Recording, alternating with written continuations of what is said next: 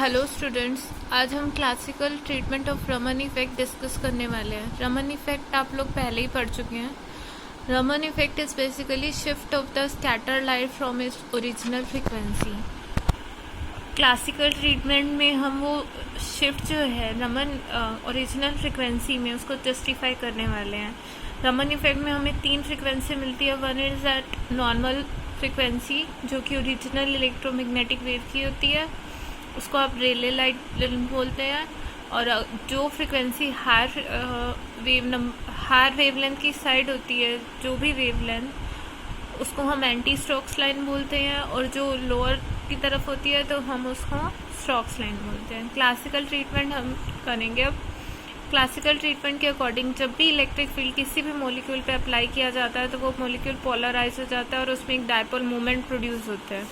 Applied electric field को आप यहाँ देख सकते हैं, इस तरह शो कर सकते हैं। E is equals to E naught cos 2 pi mu naught t. Mu naught is the frequency of applied field, और इस इलेक्ट्रिक फील्ड अप्लाई करने से मॉलिक्यूल हमारा पोलराइज हो गया। और इंड्यूस पोलराइजेबिलिटी को हम अल्फा से डिनोट करते हैं और इस वजह से एक डायपोल मोमेंट इंड्यूस होगा, उसको P से रिप्रेजेंट करते हैं। Induce dipole moment is proportional to applied electric field. So P is equals to alpha E. Alpha is your constant of proportionality here, which is also called polarizability.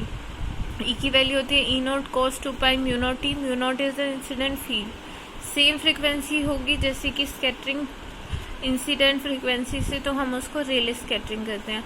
अब classically इस effect को, Raman shift को explain करने के लिए उन्होंने एक point लिया कि जो मॉलिक्यूल है उसका रोटेशनल और वाइब्रेशनल स्पेक्ट्रा या रोटेशनल और वाइब्रेशनल मोशन ही इस इफेक्ट को एक्सप्लेन कर सकती है जो कि फ्रीक्वेंसी में शिफ्ट होता है।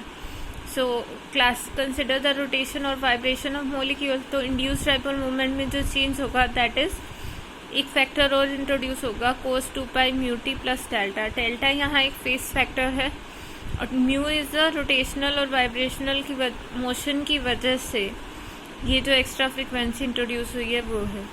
फेस फैक्टर अलग से इंट्रोड्यूस किया गया रोटेशनल और वाइब्रेशनल मोशन की वजह से। कॉस से इंटू कॉस पी का फार्मूला अगर आप अप्लाई करेंगे तो पोलराइजेबिलिटी की ये वैल्यू आएगी। इसमें 2 कंपोनेंट आएंगे, one is mu not plus mu t plus delta and the second one is mu not minus mu minus delta. So ये जो आपके पास 2 कंपोनेंट्स आए हैं, सो हाई फ्रीक्वेंसी साइड मैंने आपको पहले बोला this is anti strokes line, lower is strokes and original one is linear line.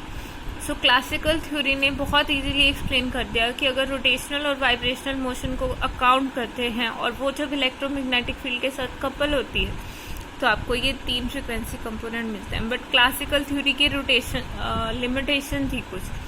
First is classical theory के अकॉर्डिंग वाइब्रेशनल और रोटेशनल मोशन की वजह से हमें ये 3 कंपोनेंट मिल रहे हैं।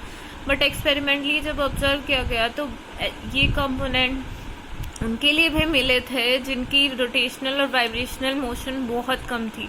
फॉर एग्जांपल अगर आप रूम टेम्परेचर पे देखें तो किसी भी मॉलिक्यूल की रोटेशनल और वाइब्रेशनल एनर्जी कम होती है, बट रमन स्पेक्ट्रा बहुत ज़्यादा उनका हमें मिल रहा था। सो ये शिफ्ट तब भी ऑब्जर्व हुई, तो ये जस्टिफिकेशन नहीं था ये फैक्टर कम होते हुए भी कैसे हमें शिफ्ट मिली। सेकेंड, कोई जस्टिफिकेशन इस बात का नहीं दिया गया था कि इनकी तीनों की इंटेंसिटी क्या होगी। कोई भी मेथड उन्होंने नहीं बताया इंटेंसिटी कैलकुलेशन के लिए।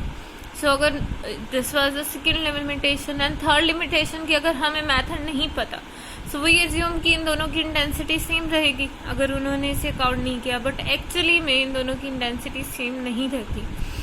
एक हाईली इंटेंस होती है, दूसरी लो इंटेंस होती है और सबसे ज़्यादा रेले की इंटेंसिटी रहती है।